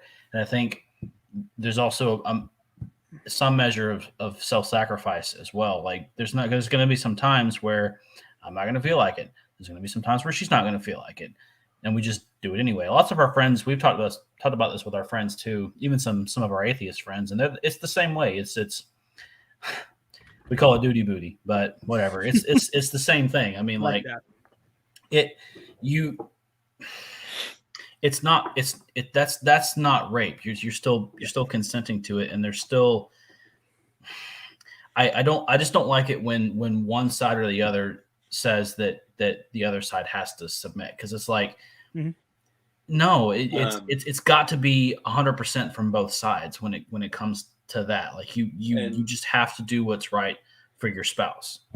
And there's another Bible verse that talks on that, where it says, "Don't abstain from one another for it's not specific, but for long periods of time, except by mutual agreement.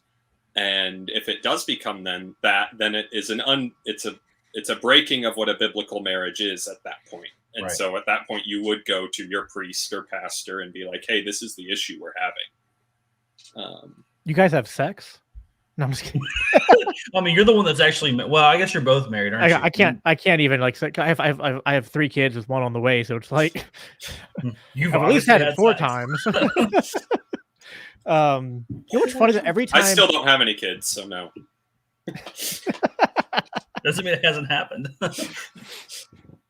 Yeah, I don't know. It's that whole subject is a little like I Weird. almost don't want to touch it, but I don't know. I think that while in general I agree with the advice that you should do your best if you're in a healthy marriage to maintain physical intimacy, even if like there's one, or even sometimes, to be honest, when you get married and you have kids, there are a lot of nights where you'll just look at your spouse and be like, I'm too tired. I'm too tired. It's like almost like a mutual. You don't want to, but there's still something about that you should try to push past that, because maintaining physical intimacy is important. But at the same time, you have to distinguish that from if there's actual problems in the relationship that need to be addressed. Obviously, on the extreme of like sexual immorality, like if a wife doesn't want to sleep with her husband because he cheated on her, that's That's something different. that needs to be resolved. That's Then different. there's going to be a spectrum of things in between that where, like, okay, well, adultery hasn't happened yet, but there's something broken in the marriage that needs to be resolved. And it might be appropriate in those circumstances for the physical intimacy to be on sabbatical until the other parts of the relationship have been made whole again. So, it's kind of one of those things. It's kind of like your mileage will vary. And this is why being part of a church and having a pastor and elders that you can submit to and seek guidance from and have accountability to is really important. I can't tell you how valuable it's been that I've gone to the same church for so long, and my pastor is the same pastor that I grew up with in my teen years and who married my wife and I. And he checks, like, we went through pretty extensive premarital counseling before he wedded us, and then he still checks in on us every few months, and we still Awesome. go over, and he talks Amazing. about our relationship. And so marriage is a marathon. It's not a sprint. It's a very long process of 2 people that are both individuals, kind of like, you don't just become one flesh overnight. It's not like you put the rings on and the next day you're of one accord. It's kind of a never ending process of the 2 of you becoming one. And There's there's going to something be very ups and- libertarian about that voluntary association. For right. life. Yeah. And there's going to be ups and downs, and it's a little naive to think your physical intimacy will maintain this constant throughout all phases of Right. your marriage. But as long as there's no major problems, there should be, I agree in a general sense, an emphasis put on maintaining the physical intimacy, even if at times sometimes, especially after you've had kids, it can sometimes lose a little bit of its like, it's like, oh wow, I mean, it's 11:30, we finally got the kids to bed after like doing a bunch of dirty diapers, and we haven't showered in a day and a half, and we're just like, Yeah, whatever. But it's like, even it's like, physical intimacy is that passion is kind of what keeps the marriage alive and distinguishes it from just like, oh, we're 2 friends living together. You know what I mean? Yeah. Like, so Mhm. it is definitely important, but there is a risk to applying that general rule too stringently, I guess, is where I'm trying to get at. Caleb, you got anything you want to say? On top of that, no. Okay. I think Now that for was the pretty next good. one. Can I add one thing before we not Yeah. about the marital stuff? Like Mhm. I've said my piece about that too. But to go back to something we talked about a while ago, you're talking about what the greatest piece of Christian media was in the past 100 years or Fireproof. something? How what? Fireproof? No. Courageous. No, Come I on, mean, it man. wasn't a bad movie, but no, I Book was of going to say Eli. the Prince of That's Egypt, Christian movie. actually. Like hands down, Prince of Egypt. Yep. No, that's the Anime. favorite. Oh, see, if it's 100 years, it's Ben-Hur. The old Ben-Hur. Right. Haven't seen Ben-Hur. I need to watch it, I guess. The old one it's in my top 3 movies. Just movies. Okay. Really good. So what I want to do is so Bible stories. Gideon, my favorite Old Testament figure, and here's why Gideon's the best Old Testament figure.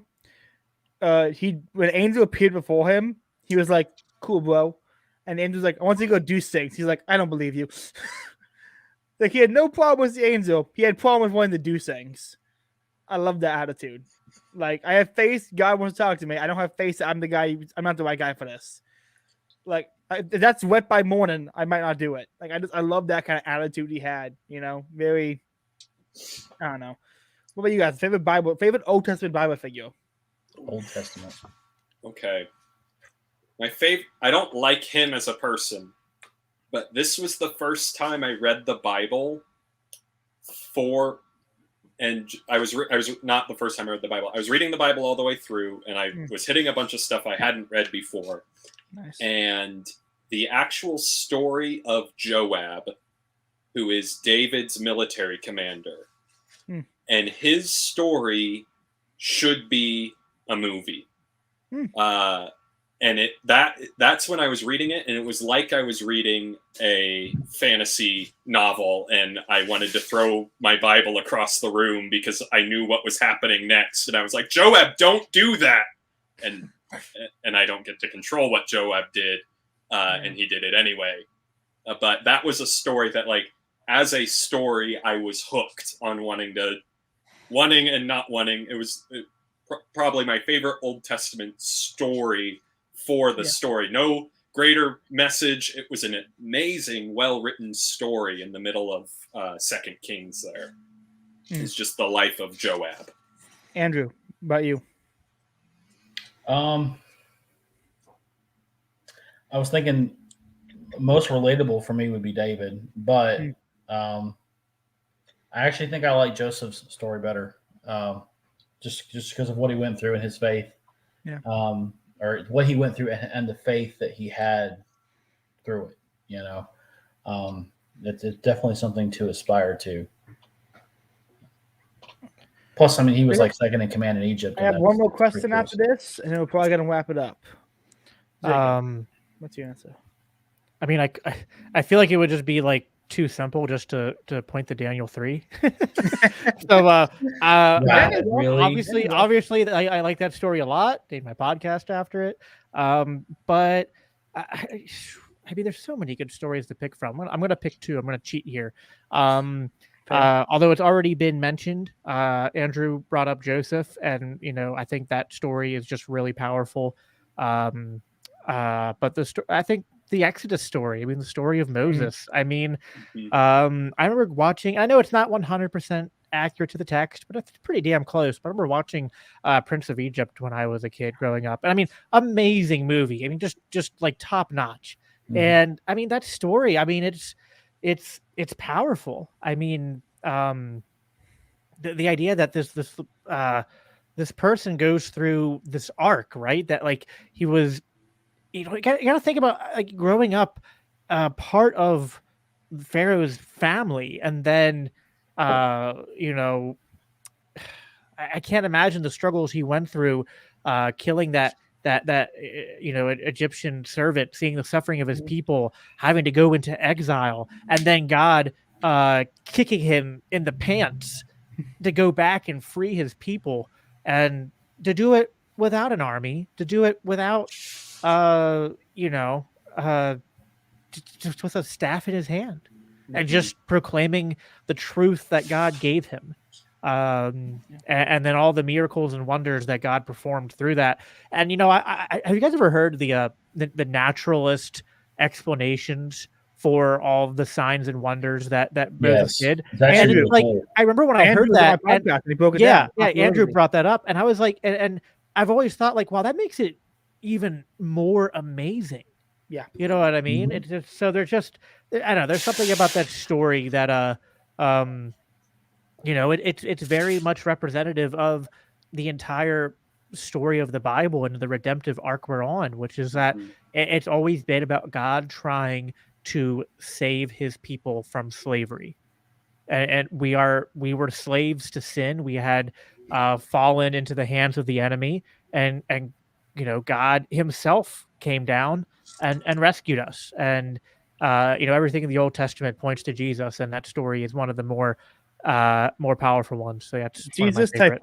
Jesus typology in the Old Testament and New Testament is very fun. Mhm. Scott Yeah. Hahn, the Catholic theologian, who has written Bible commentaries, where one page is scripture, the next page is his commentary, and he does it for every book of the Old Testament and all of the New Testament. And he's an expert in covenant theology and typology, and he's basically everything can be read into the Old into the New on every page, and it's a very deep Bible commentary that I'm going to be going through next year. The entire Old Testament is supposed to point to Jesus. Like that was the Yep. purpose of the Old Testament. It's it's great. Augustine nailed it when he said read the Old into the New. Anyway, last question I want to get into is my friend Jacob, I'm not gonna do his last name because he might want to be anonymous. My Iowa friend Jacob goes to SCU, Caleb, and he has a very left-wing professor who tries to teach theology with modern feminist stuff. And for example, he says Eve was right to eat the apple because it was punishment for Adam, who power raped her, and that David power raped Bathsheba.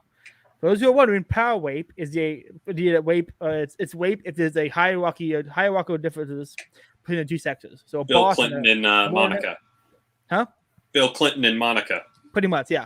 If the threat of imprisonment, job loss, or any kind of negative threat can be made in the hypothetical, it's a power rape. Dave Smith said something great about this in his Libertas thing. Who really likes getting grabbed by the pussy? Women. This is the whole thing with women. They like men. A lot of women. I'm not saying everyone, but a lot of women like men that will exercise some power over them. Yeah. And I don't understand why these liberal women want to try to turn it into something bad when a lot of them are into BDSM to begin with. Like the cognitive dissonance just like blows my mind when it comes to stuff like this. So this brings up an interesting point. Like I am very how to put this. Power rape is an interesting conversation because I do think there are instances where it's like, okay, if a boss is interviewing a subordinate for a promotion and is constantly talking to her, hanging out with her, and he develops an attraction and makes a move at her, in his mind, it's I spent time with this person, I got to know this person, I like this person, let's move forward. In her mind, it could be, oh, if I want the promotion, I got to sleep with him, and she chooses to sleep with him. He had no intention of removing the promotion based on the sex answer. That had nothing to do with it. In her mind, it did. So was it rape? In her mind, yes. His mind, no. It's entirely subjective. And because sex is so intimate, you don't have a solid answer. And so power rape is a very... How are you defining rape? I mean, because that's not rape. Like he didn't force himself on her. Yeah, rape requires... If someone tries to rob you, if someone walks up to you with a hand in their pocket and says, give me your wallet, and you don't know what's in their pocket, and you give them their wallet, and they'll flash the gun, did you consent to giving your wallet away, or did you give it away under duress? There's still a threat. But that's still a threat. You don't That's know. a reasonable. There's no threat with the employer. Like it's not the only threat the employer is giving is like I'll fire you, which is not a threat of violence. It's a threat of like a threat that you could make that someone would consent to. I mean, people have in the past. I'm not saying. Again, this is the distinction between what's legal and what is moral. I'm not like in both instances. It's unethical, but rape is more than just about is it because like there's a lot of ways you can engage in sexual intercourse that are not ethical, that are not praiseworthy, that are not godly, that are not biblical. You know what I mean? Point. But that doesn't mean that they are a violation of someone's rights. Yes. For it And to be a this is why violation of rights, it has to be a initiation of coercion or violence or a clear threat of either. Yeah, so I implore a lot of men to study study feminism when it comes to the sexual side of it, only because that's how a lot of women think now, and you have to be aware of that. Mm-hmm. Like, I have friends who are like, I just wanted to pass it because I thought it was cute, and she took it the entirely wrong way. Like I said, because you're not steeped in feminist sexual ethics. If you knew that, you maybe know how they would react. There's a great solution to that. Don't date feminists. That's, dude. This is also why it's, y'all three are already found a woman, okay? You don't know how hard it is right now, man. Bro, go to your church and find a girl in your church. You're probably not a feminist. All 70 years old with dentures. They're all 70-year-old with dentures. I'm looking for a sugar mama. Go to Walmart. Listen, going to Walmart, Caleb. Sarah had children when she was like 90 or something, right? Yeah. Come on, man. Stop being so. Through all things. I'm just trying to find one close enough to the life insurance policy. That's my plan.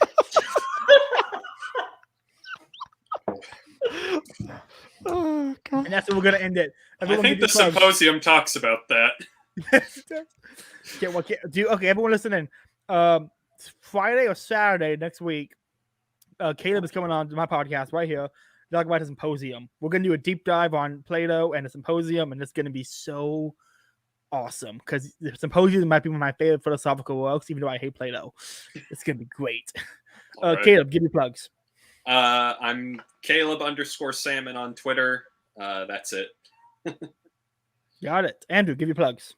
You see my handle in there in the corner at Real TCPL. Y'all follow my my fiance at Daisy and Sage. And Jacob, are we gonna talk about Popular Liberty, or are we keeping that on the DL for right now? Oh, we can announce it. I'll do it as part of my plug. So my plug is at Biblical Anarchy on Twitter.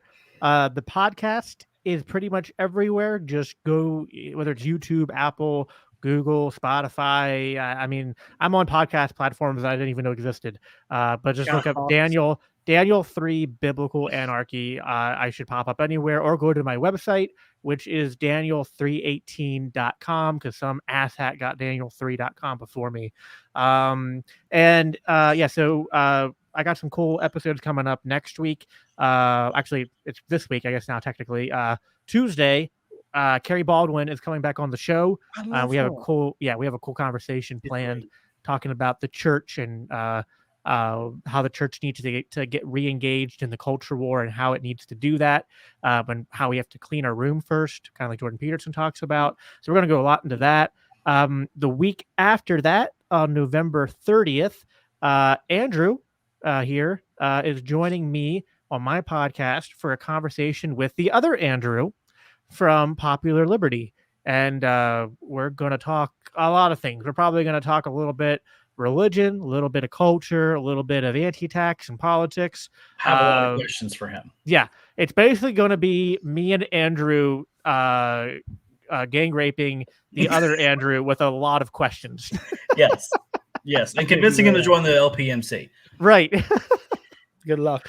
I texted him. People would text me because I know I talked to him. We text, and he'd been on a podcast. I'm in his Discord group. People would text me like, "You gotta ask him how far he's willing to go with all this like sweating to the left." And I texted him, "Hey man, people want to know how far are you going to go?" He goes, "Straight to Ancapistan." Yeah, I think that's fair, but I gotta be honest. The last couple of days, he's been on a tear, and I don't really like the tone of the tear. Listen, I think Andrew's greatest strength is his autism. And his greatest weakness is his autism, just like the rest of us. And Twitter is Twitter. Speak for yourselves. I'm not autistic. I might be. I don't know yet. By my attitude, I'm going to guess. I got tested. I'm good. He's like, oh, he voted. He's libertarian. Get him tested. We can always trust the science, right? I did test positive for schizio, so. Oh, okay. Well, you're in the club then. You're in the club. That's high level. You've ascended. He's speaking the language of the gods. Okay.